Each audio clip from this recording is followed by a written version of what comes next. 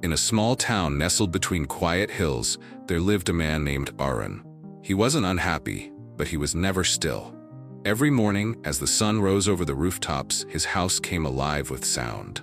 The kettle whistled, the radio blared, the phone buzzed. Arun would scroll through the news, check his messages, and open every notification that blinked.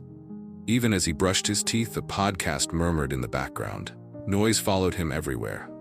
At work, the chatter of colleagues, the ping of emails, the soft hum of machines, it all became the rhythm of his life. He told himself it helped him stay connected, but deep down, he couldn't remember the last time he had heard the sound of his own breathing. One evening, a storm swept through the valley. Lightning cracked and the town's power lines went down. The lights blinked, the screens died, and one by one, every sound that filled Arun's world disappeared. He sat in the dark, surrounded by an unfamiliar silence.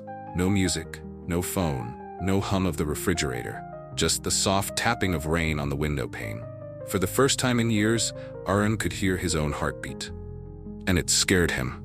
The silence felt heavy, like standing before a mirror he had always avoided. Unable to sleep, Arun took a walk. The streets were empty, lit only by the faint glow of lanterns. He wandered up the path that led to an old monastery on the hill, a place he had never visited before. There he found an elderly monk sitting under a tree, a small oil lamp flickering beside him. The monk smiled. "Can't sleep?" he asked gently. Arun sighed. "It's too quiet. My mind won't stop talking." The monk nodded. "That's what happens when the world's noise leaves you begin to hear your own." He offered Arun a cup of tea. "Tell me," said the monk, "what do you usually listen to every day?" Arun thought for a moment. "Everything. Music, podcasts, messages, news. I can't stand silence." The monk chuckled. "Then silence has become your greatest teacher. Sit with it tonight. Listen not to escape it, but to understand it." As they sat under the tree, the monk drew 3 circles in the dirt. "Here," he said, pointing to the outer ring, "is the noise of the world: cars, voices, advertisements, screens. This noise is loud but easy to escape." He moved to the middle circle. "This is the noise of others' opinions, what people say, expect, or demand of you. It's softer, but it lingers." Finally, he tapped the smallest circle. "And this one is the noise of your own mind: fear, doubt, memory, and endless chatter. It is the hardest to quiet because you carry it wherever you go." Arun stared at the circles. "And how do I stop it?" The monk smiled. "You don't stop noise, you observe it until it dissolves." The next morning, Arun began his noise detox. He turned off his phone for 1 hour, then 2. He walked to work without earbuds. At lunch, he sat under a tree and listened to the wind instead of scrolling. At first, it was torture. His mind screamed for distraction. Memories replayed like echoes in a cave: regrets, plans, unfinished conversations. But slowly, something shifted. He began to notice tiny sounds he had long ignored: the hum of bees, the rhythm of footsteps, the pulse of his own breath. He started to hear life not through speakers, but directly. A week later, Arun returned to the monastery. The monk was again by the tree, this time cleaning a small clay cup. "Look at this cup," the monk said, holding it up to the sunlight.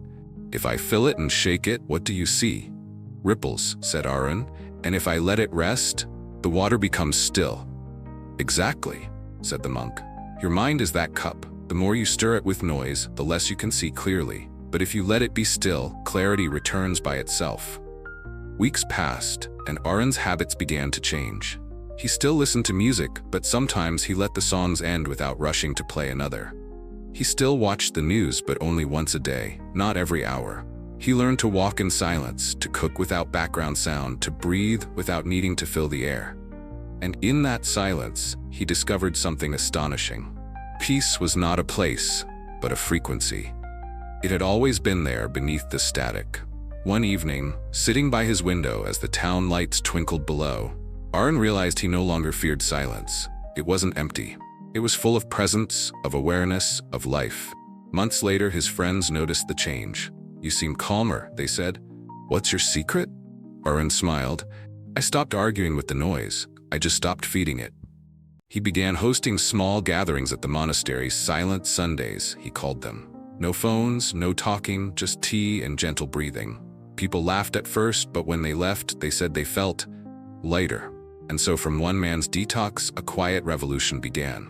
Not against sound, but against forgetfulness. Because in the end, the most beautiful music in life is the one you can hear when everything else stops. Silence isn't empty, it's the space where your true thoughts echo. The mind doesn't calm by adding more noise, but by allowing stillness. Every day, detox not just your body, but your attention.